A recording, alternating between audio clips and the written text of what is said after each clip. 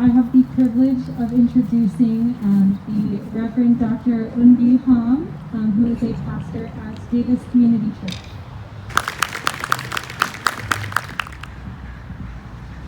Good evening. I am new to Davis Community, relatively new. I came last year in May, and I am incredibly honored to be invited into this sacred space that so many of you have labored behind the scenes to make possible. So thank you. We come together to hold the weight of grief, rage, and trauma that we feel every time another precious Black life is cut short through police brutality. Tonight, we remember 20-year-old Dante Wright, whom his mother describes as one with $1 million smile, one who lit up any room he walked into. We remember 13-year-old Adam Toledo, whose older brother remembers him as the most loving and caring little kid he knew. And Micaiah Bryant, a vibrant 16-year-old girl who beamed and smiled while singing Beyonce and styling her hair. Her grandmother describes her as affectionate, kind, and full of laughter. Our gathering tonight refuses to normalize this recurring massacre of Black and brown lives. We refuse to stay silent about the continual lynching of our Black and brown siblings. I stand here today as an Asian woman pastor representing a predominantly white, affluent, Christian institution that is learning how to dismantle white supremacy within our own organization. I stand before you racialized as Asian in this country. In the framework of white supremacy, this means that my role as an Asian woman is to stay invisible, silent, and compliant. White supremacy wants me to keep my head down, be grateful for the crumbs under the table, and normalize the killings of my Black and brown siblings. White supremacy offers an honorary white status with the illusion that I won't get killed while running, I won't get killed while sleeping, driving, hanging an air freshener, or buying a snack.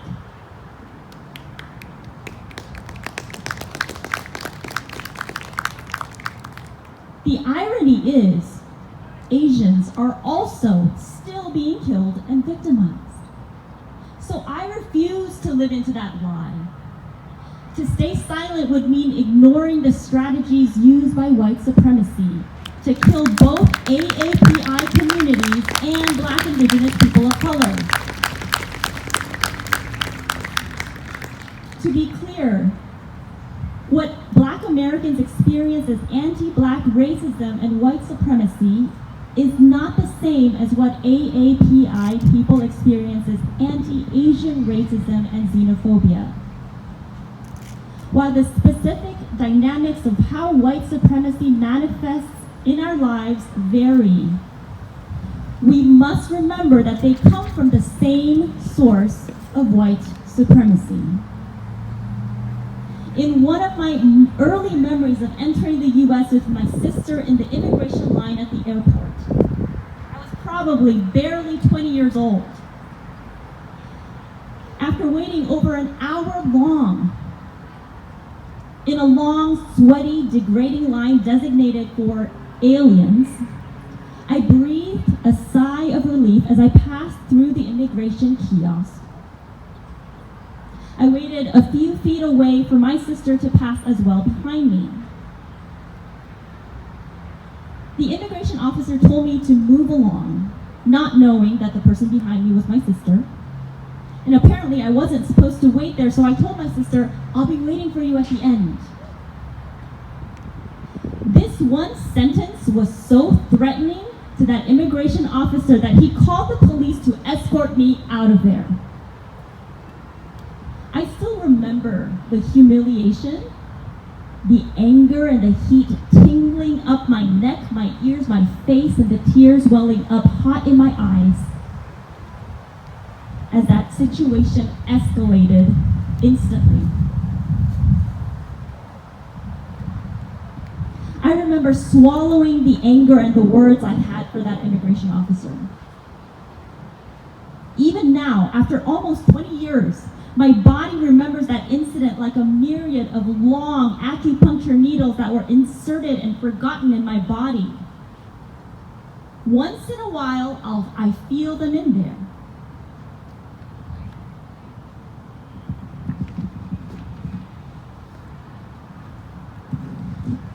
Once in a while, I wince from the pain and the anger, and I hate that memory and too many others like it. But why am I telling you this story today? I'm sharing this story to demonstrate how racialized violence and its varying dynamics in those who have been rendered different stem from the same source of white supremacy. In this instance, I was placed at the mercy of someone who unilaterally determined that they already knew me and my intentions without hearing a single word. And this happened when I spoke English fluently. What would have happened if I didn't speak English? That officer escalated the situation very quickly for no reason, and this was all legal. He had the force of law behind him to refuse to listen to the needs of people that he's paid to protect and serve. It becomes very clear who he is paid to protect and serve, doesn't it?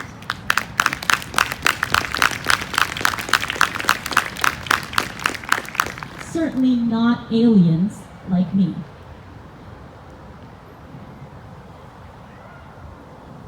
The fact that we gather time and time again in this space to say the names of our black and brown siblings in this space reveals very clearly who the system is created to protect and serve. Our black and brown siblings, even before they speak, they've already been determined as criminal at the outset of the encounter. It doesn't matter what they're doing, if they've called for help, if they were jogging or listening to music.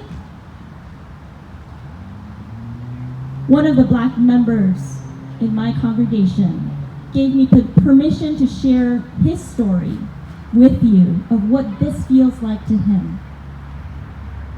He says, I've lost, in large measure, a sense of security that I can do anything right. Every single way, every single thing that black people have been taught to stay safe, somebody's been killed. There is no place to live.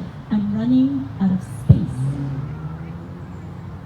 I can't live in my own house. I can't walk outside or sleep in my own bed. Somehow, in all of those instances, the police seem to get away with it with a simple slap on the wrist or a conviction that costs so little for what seems like such a blatant crime. The life of a black person is so devalued and so dehumanized in this country that even though the whole world watched the videos of a police officer putting a knee on George Floyd's neck for 9.5 minutes, medical professionals and pathologists are willing to tell incredible lies. And they will be believed because the color of their skin. We are willing to go to great lengths to lie to ourselves to maintain a knee on a black person's neck.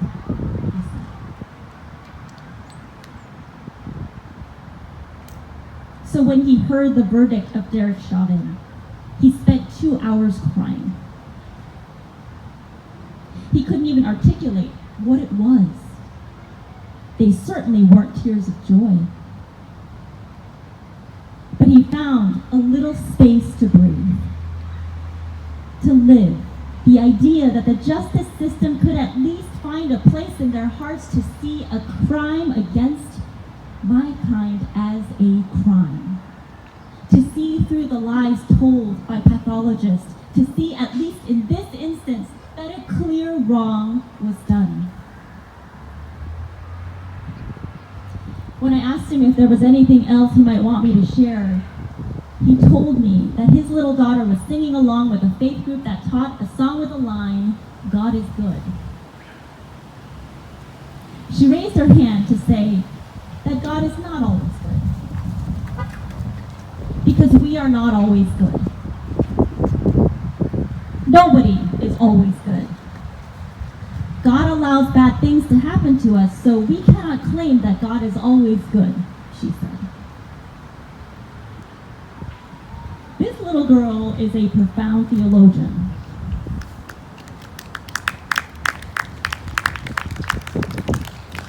And as a father with a little girl just like George Floyd, my church member told me that he wishes to be able to tell black children whose fathers, mothers, or loved ones have been harmed, somebody did a really bad thing to your family, and they were held accountable for it. Because even for the littlest ones, the moral of the story matters. If our stories are not believable, we are not believable in their eyes, and they will call us out on our lives.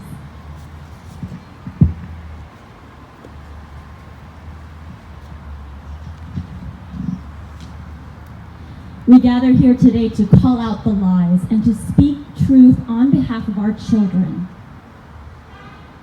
In my faith tradition, particularly in Black liberation Christian tradition, we know and claim a God who is found among the least. And I'm quoting Black liberation theologian James Cone. God is found among the least, the crucified people of the world. He says that Jesus Christ was a black man hanging on a lynching tree.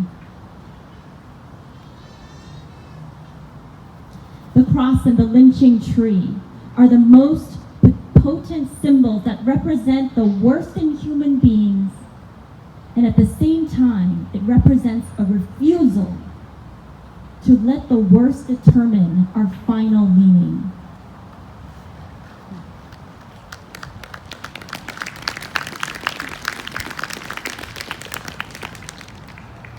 In the spirit of James Cone, I ask us to resist state-endorsed terrorism. And I ask us to call out the myth that policing has been deployed democratically in this nation. It never has. You don't need a degree in law or history to know that white supremacy is institutionalized and woven into the fabric of the criminal justice system, the codes of conduct for law enforcement, immigration laws, public health, the education system, religious institutions, what have you. I stand here representing a faith community that is trying to figure out what it means to acknowledge all of this. We are going through a process right now to help us face our complicity with injustice and our blindness to its effects. It is in our vision statement. It is at least a start toward creating new ways of being, new ways of relating to one another, and new ways of truly loving God and neighbor. Loving God and neighbor. In my family, we don't say "I love you" very much. I used to think this was a terrible dysfunction after seeing other families say it to each other all the time. So I tried to force those words out of my Korean mother. And she said it once and it was so awkward and weird that I never tried to pry those words out of her again. But Asian American American author and poet Ocean Vuong helped me to see why the words sounded so hollow against the weight of my mother's love in my heart. I knew it in my gut. Ocean Vuong says, a lot of love is communicated in Vietnamese culture through service. We cook, we massage, we scratch each other's back. The body is the ultimate witness to love, because what happens is that through the body and through service, you articulate love through paying attention. Nothing can say I love you more than feeling it from somebody. Nothing can say I love you more than feeling it from somebody through our bodies, through our service. I believe that we are here today pledging to one another through our bodies, promising a love that is deeper than superficial words. By showing up again and again, we pledge this love. We build on each other's energies that we invoke when we gather together. We express our love through ears that listen, hearts that break, hands and feet that commit to the work of justice.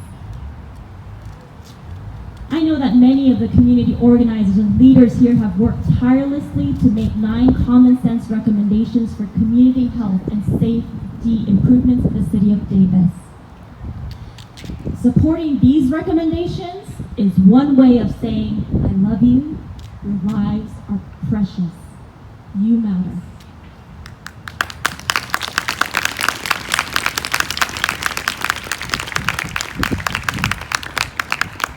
Each one of us has a place and role in this movement toward justice, and we must find our own way of expressing our love in a way that those impacted by police brutality and white supremacy feel it through actual change.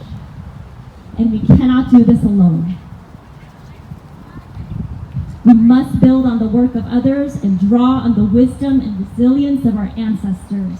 And when we do, may our children feel the love and justice in their bodies and say, maybe God is like that.